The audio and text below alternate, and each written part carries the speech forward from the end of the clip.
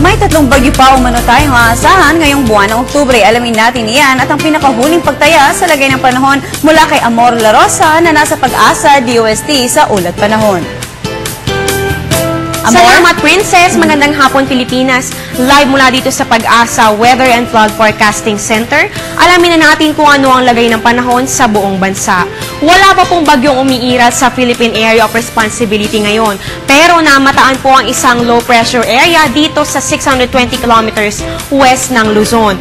Binigyang linaw naman ni Mr. Nicos Peñaranda, isang weather forecaster ng Pag-asa, na dalawa ang sama ng panahon na binantayan nila. Ngunit sa ngayon, ang isa po ay nasa may northern area na ng Guam at hindi na po ito papasok sa ating bansa.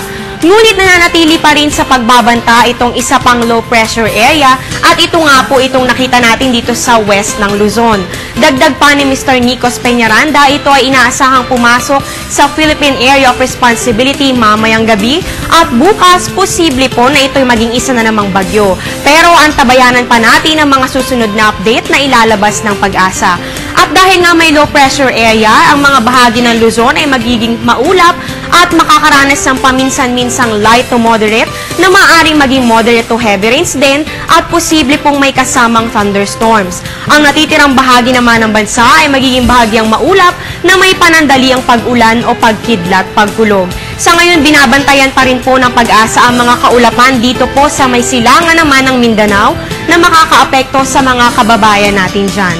Samantala, ang bagyong Lawi na may international name na Jelawat na siya namang binantayan natin noong nakaraang linggo ay nasa bahagi na ng Japan kung saan nanalasa ito at marami na ang naapektuhan.